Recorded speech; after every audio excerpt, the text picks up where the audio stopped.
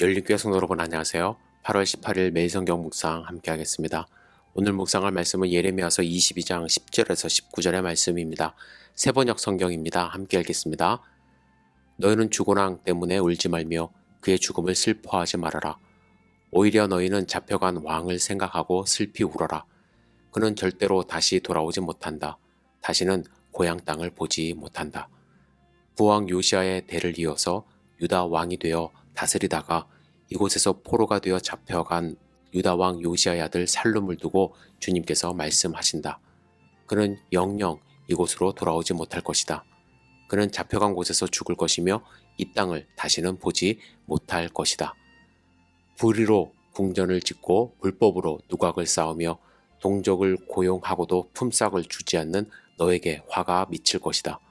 내가 살 집을 넓게 지어야지, 누각도 크게 만들어야지 하면서 집에 창문을 만들어 달고 백향목 판자로 그 집을 단장하고 붉은색을 칠한다. 내가 남보다 백향목을 더 많이 써서 집 짓기를 경쟁한다고 해서 내가 더 좋은 왕이 될 수 있겠느냐? 내 아버지가 먹고 마시지 않았느냐? 법과 정의를 실천하지 않았느냐? 그때에 그가 형통하였다. 그는 가난한 사람과 억압받는 사람의 사정을 헤아려서 처리해 주면서 잘 살지 않았느냐? 바로 이것이 나를 아는 것이 아니겠느냐? 나 주의 말이다. 그런데 너의 눈과 마음은 불의한 이익을 탐하는 것과 무죄한 사람의 피를 흘리게 하는 것과 백성을 억압하고 착취하는 것에만 쏠려 있다. 그러므로 주님께서 유다 왕 요시아의 아들 여호와김을 두고 이렇게 말씀하신다. 아무도 여호와김의 죽음을 애도하지 않을 것이다. 남자도 슬프다 하지 않고 여자들도 애석하다 하지 않을 것이다. 슬픕니다 임금님, 슬픕니다 폐하 하며 애곡할 사람도 없을 것이다. 사람들은 그를 끌어다가 예루살렘 성문 밖으로 멀리 내던지고 마치 나귀처럼 묻어버릴 것이다. 아멘. 여러분, 오늘 본문도 마찬가지입니다. 한 번만 읽지 마시고 두 번, 세 번 반복해서 읽어보시기를 부탁을 드립니다. 오늘 본문을 저는 묵상하다가 과거에 들었던 이솝 이야기가 생각이 났습니다. 이솝 우화로 알려진 이솝은 그리스 태생으로 어렸을 때는 남의 집 노예로 살았다고 합니다. 이솝이 어렸을 때 이러한 일이 있었다고 합니다.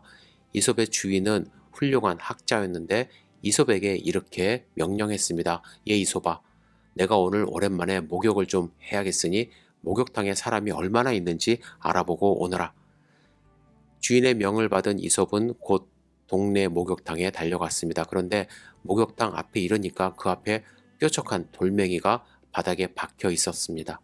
언뜻 보기에도 좀 위험해 보였습니다. 아니나 다를까 그 돌멩이 때문에 들어오고 나가는 사람들이 걸려 넘어질 뻔하기도 하고 발을 다치기도 했습니다. 이솝이 그 앞에서 사람들을 살펴보니 어떤 사람은 욕을 하며 그냥 지나갔습니다. 에이, 재수없어. 한마디면 큰일 날 뻔했잖아. 하지만 얼마 뒤에 한 젊은이가 나타나서 아니 이런 곳에 웬 돌멩이가 박혀있지? 하면서 근처에서 큰 돌멩이를 하나 들고 와서 박혀있던 돌멩이를 이제 쳐서 뽑아낸 다음 목욕탕에 들어갔습니다. 이 모습을 본 이솝은 바로 집으로 달려가 주인에게 선생님, 지금 목욕탕에 사람은 딱 한 명밖에 없습니다. 아, 그래? 그거 잘 됐구나. 그럼 물이 깨끗하고 맑겠네?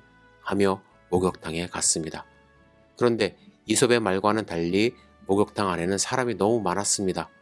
주인은 곧 이솝을 바라보며 왜 거짓말했냐고 추궁합니다. 그러자 이솝은 목욕탕 앞에 큰 돌멩이 하나가 위험하게 튀어나와서 사람들이 목욕탕에 드나들 때마다 걸려 넘어지곤 했는데 누구 하나 그 돌멩이를 치우는 사람이 없었습니다. 그런데 단 한 사람, 돌멩이를 치우고 들어가는 사람이 있었습니다. 그래서 제 눈에는 사람다운 사람은 오직 그 한 사람밖에 보이지 않았습니다. 라고 대답을 했습니다. 이 이야기는 좀 과장된 느낌이 있지만 우리에게 많은 것을 시사합니다. 우리는 각자의 삶에서 각자 맡은 역할을 수행하며 살아가야 합니다. 하나님은 우리를 창조하시며 하나님의 말씀에 순종하기를 원하십니다. 하나님의 말씀을 요약하면 무엇입니까? 하나님을 사랑하고 이웃을 사랑하는 것입니다. 가장 기본되는 이 명령을 무시하며 살아간다면 사람답지 못한 것이죠. 오늘 본문에 보시면 살룸 왕에게 선포하신 말씀이 기록되어 있습니다. 살룸 왕은 여호아하스 왕의 다른 이름입니다. 이 왕은 애굽으로 잡혀간 뒤 돌아오지 못하고 그곳에서 죽게 됩니다. 예수님의 족보에 이 왕의 이름이 적혀 있지도 않아요. 하나님은 살룸 왕이 행한 일에 대하여 이렇게 말씀하세요.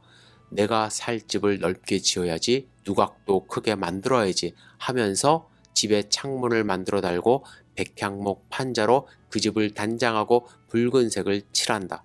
내가 남보다 백향목을 더 많이 써서 집 짓기를 경쟁한다고 해서 내가 더 좋은 왕이 될 수 있겠느냐? 여러분, 왕이 왕다울 수 있는 방법은 무엇일까요? 자신의 권위를 많은 돈 써갖고 자랑한다고 해서 왕다울 수 있는 것일까요? 하나님은 이렇게 말씀하세요. 내 아버지가 먹고 마시지 않았느냐? 법과 정의를 실천하지 않았느냐? 그때 그가 형통하였다. 이런 말씀을 하세요.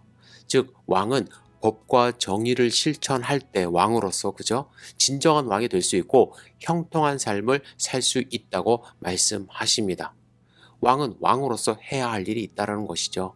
거치장이 왕을 왕답게 하는 것이 아닙니다. 우리도 마찬가지예요. 겉모습으로 사람이 사람답게 되는 것은 아닙니다.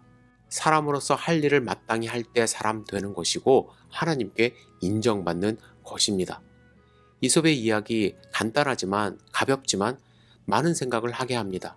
우리 앞에 돌뿌리가 놓여져 있고 많은 사람이 고통받고 있음에도 아무 조치를 취하지 않는 삶을 산다면 과연 이 땅에서 사람으로 살아가는 이유가 무엇일까? 여러분 스스로 생각해 보시기를 부탁을 드립니다. 오늘도 하나님께 나의 삶을 맡겨드리고 하나님이 주신 사명을 작지만 소중히 여기고 하나씩 하나씩 실천해 나가면서 하나님께 인정받는 하루의 삶이 되었으면 좋겠습니다. 여러분 하나님을 의지하시고 그 말씀 마음밭에 새기시기를 부탁드립니다. 기도하겠습니다. 전능하신 주님, 우리의 삶을 온전히 주님께 드립니다. 하나님이 창조하신 의미와 목적을 잘 깨닫고 하나님을 기쁘게 하고 세상 사람들에게 하나님의 살아계심을 증거하며 살아갈 수 있도록 주여 인도하여 주시옵소서. 예수님의 이름으로 기도드렸사옵나이다. 아멘.